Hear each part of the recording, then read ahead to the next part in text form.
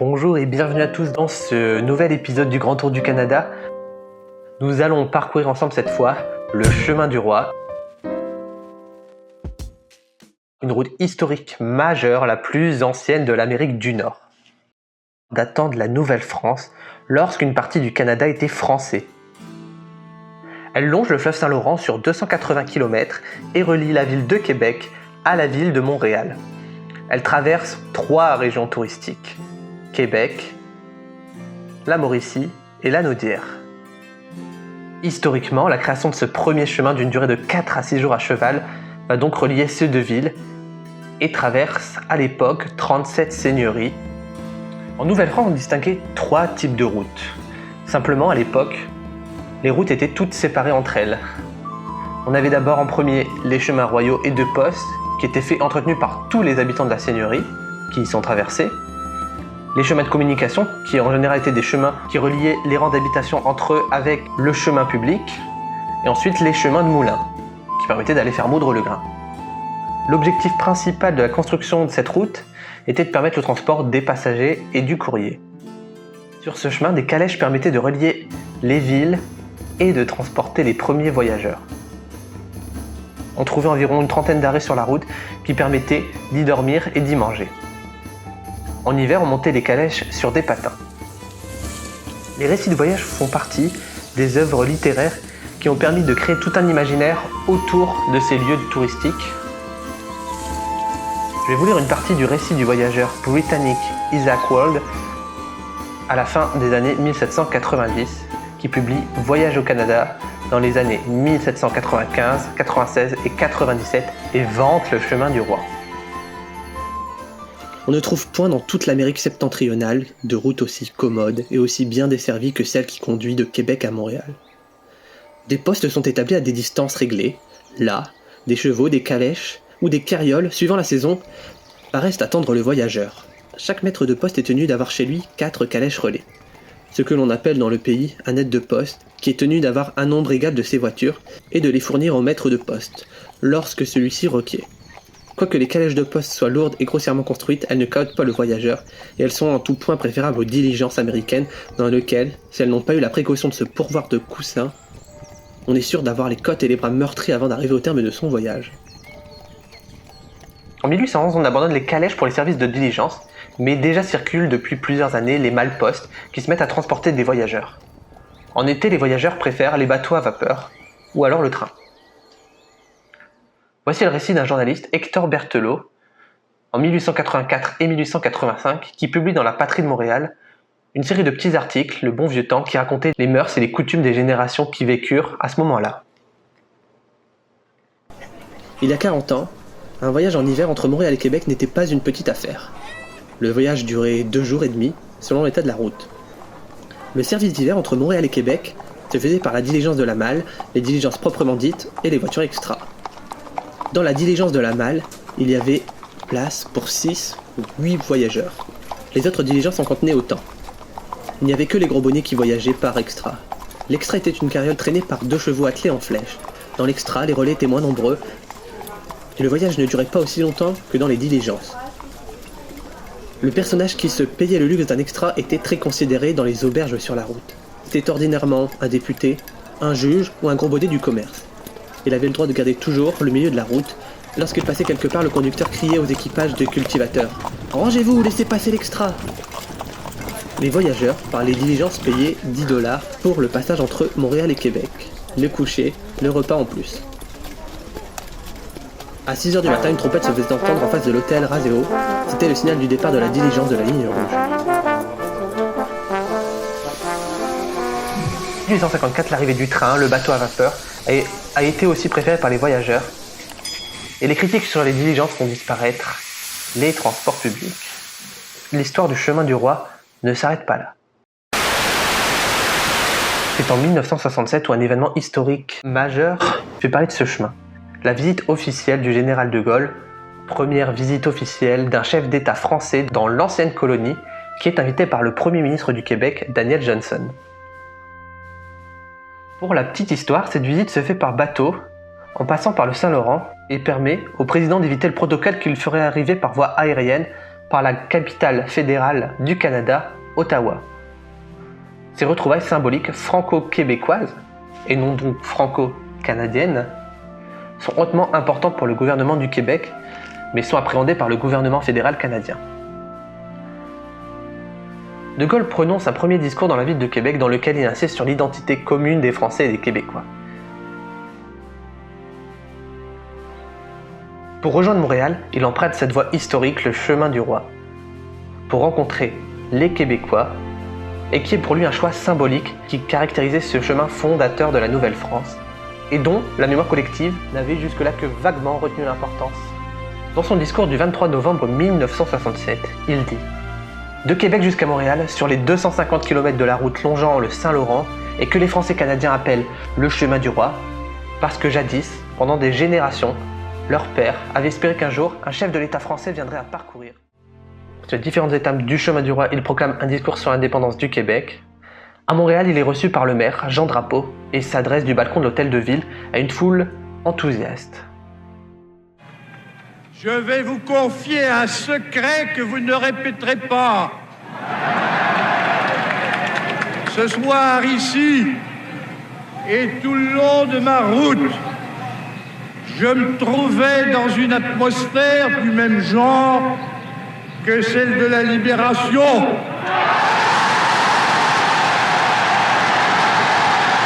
La France entière sait, voit, entend ce qui se passe ici. Et je puis vous dire qu'elle en vaudra mieux. Vive Montréal, vive le Québec.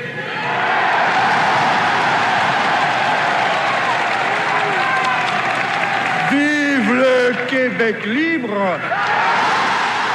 Ce discours a déclenché la plus grande crise franco-canadienne de l'histoire. Le gouvernement fédéral accuse le président français de s'être ingéré dans des affaires internes. Les relations entre la France et le Canada seront longuement marquées par ce discours.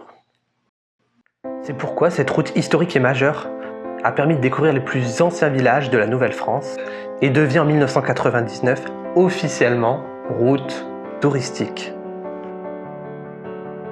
L'itinéraire touristique est donc signalé sur toute sa longueur. C'est pourquoi cette route touristique se dote d'une nouvelle image et de nouveaux outils promotionnels, nouveaux logos, nouveaux slogans, tant d'arrêts, tant d'attraits, et propose une carte des différentes étapes à parcourir. Les pictogrammes bleu royal de la couronne du roi montrent que cette route est patrimoniale, dont on s'aperçoit rapidement avec des moulins, des manoirs seigneuriaux, des maisons traditionnelles. Le but de cette route est de découvrir l'histoire, l'architecture, les paysages, les sites patrimoniaux, l'agriculture aussi, comme des vignobles, et cette conscience d'y refaire le chemin de l'histoire, de la France, du Québec, et de rencontrer ceux et celles qui ont incarné cette histoire vieille de 350 ans.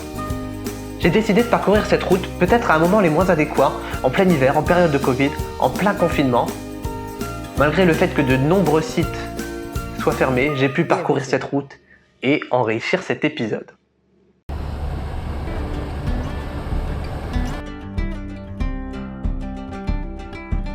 Alors du coup là je suis à Sillery, qui est juste au-dessus, donc je vais aller vous montrer. Sillery, c'est simplement un quartier historique voilà, qui commence à Québec, c'est notre première étape du parcours. Et du coup on va aller découvrir ces petites maisons charmantes.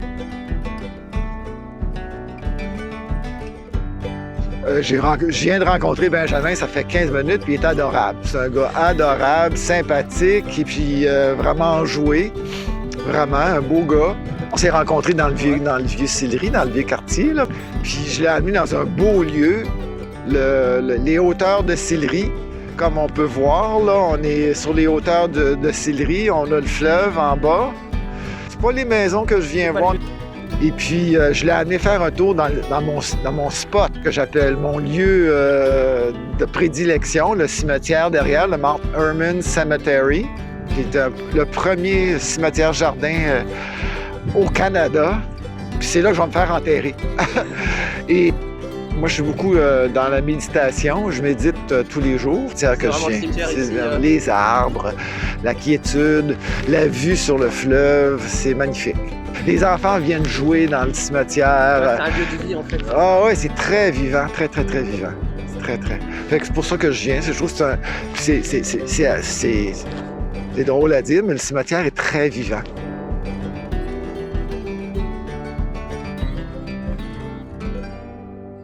Me voici à la maison des Jésuites de Sillery, qui est fermée temporairement, donc je ne vais pas pouvoir la visiter, je ne vais pas pouvoir vous la faire découvrir. Elle est une étape sur le chemin du roi, surtout une étape au début du chemin du roi. Alors il y a des choses à voir, il y a l'église, il y a l'intérieur de la maison, et il y a aussi un cimetière juste en face, un cimetière autochtone.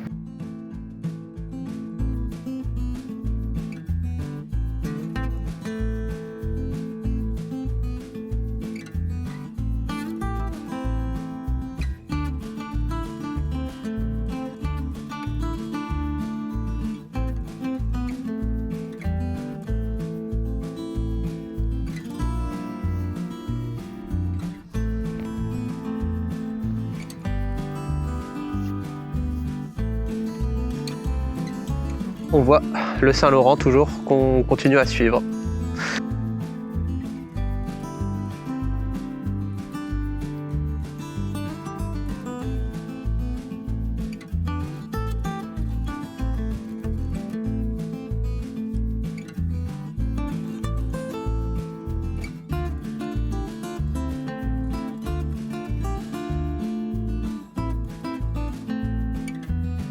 Me voici à Cap-Santé dans une rue qualifiée de plus belle rue du Canada. C'est aussi une rue historique, comme tout le reste du chemin du roi, avec des jolies maisons.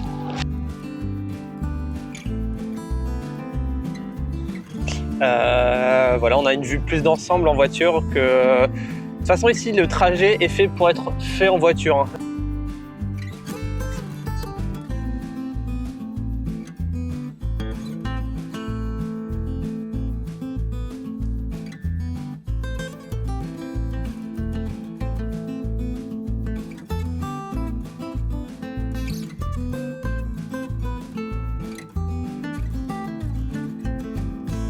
Alors là, du coup, je me retrouve à Grondines où il y a un moulin qui date aussi de l'installation des Français au temps de la Nouvelle-France. Et donc, on est vraiment juste à côté de l'eau, avec de la brume.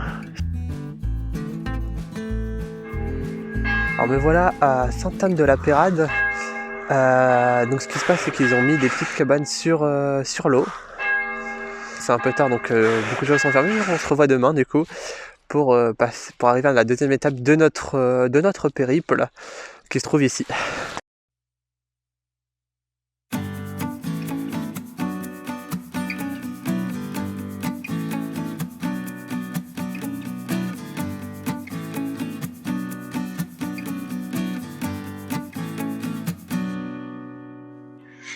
La pêche au petit poisson des chenaux, c'est 100 000 visiteurs durant ce séjour. C'est 100 000 visiteurs qui passent ici durant l'hiver. D'accord, oui. Du 26 décembre au 20 février, donc 800 millions de poulamons dans la rivière, 400 chalets, 18 pourvoiries. Donc c'est vraiment là, c'est une activité là, de renommée mondiale. On est la capitale mondiale du petit poisson des chenaux.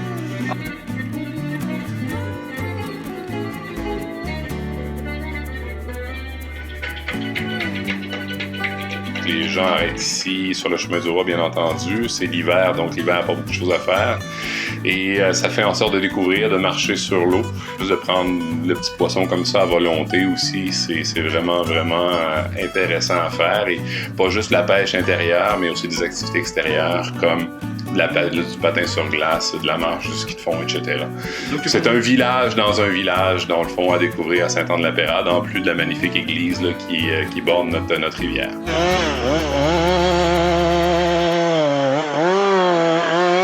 Je continue à me balader entre les maisons, c'est vraiment super joli, c'est même... Bon, il fait vraiment froid, là. Il y a un petit vent avec un peu de neige, mais bon, il fait super beau, donc ça change tout. Bon, c'est marrant, ça sent le feu de bois, parce que là, on voit toutes les cheminées, on peut voir les cheminées allumées derrière, des petites cabanes, et du coup, les gens, ils pêchent. On va essayer de rencontrer quelqu'un pour pouvoir rentrer, pour qu'il nous montre ce qu'il fait. Ça vient dans cette rivière-là pour pondre.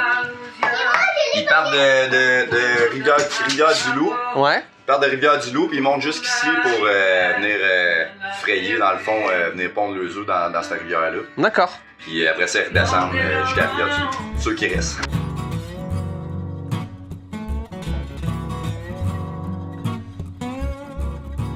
Oui, vous montrer comment ça marche un peu la pêche blanche, la pêche sur la glace. On est à Sainte-Anne-de-la-Pérade. C'est la pêche 5 étoiles. Là. Voilà, c'est le luxe. On a une poêle à bois ici à côté. Chaud. On a nos lignes qui sont à l'eau justement. Fait que, on a les petits appâts ici, c'est du foie. On remet un petit morceau. Ça bouge un peu moins qu'un verre de terre, là. Fait que ça va très bien. On a la boisson. Ouais, un petit peu, là. Un petit peu de boisson. C'est tout ce qu'il faut pour la journée. Notre petite journée de congé pour se retrouver en chum. Ouais. Pas de blonde. Pas de blonde, pas d'enfant. Prendre ça tranquille, écouter de la muse en même temps. Ouais. Un beau petit spot ici. On va sentir quand tu vas toucher le fond. C'est beaucoup reconnu Sainte-Anne-de-la-Pérade pour la petite pêche blanche. Là. Ouais. Ça vaut le détour. Et votre objectif, c'est de pêcher combien aujourd'hui? Une bonne cinquantaine.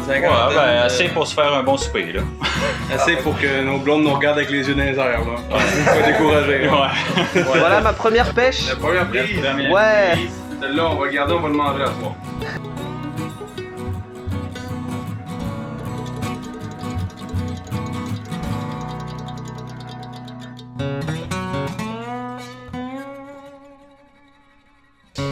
On se trouve ici au domaine seigneurial de Sainte-Anne. Au départ, c'était différentes seigneuries ici qui composaient le chemin du roi.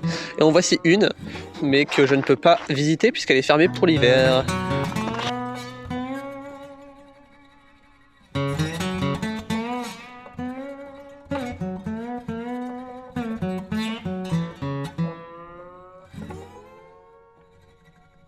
Alors me voici à Notre-Dame du Cap avec la basilique juste derrière moi.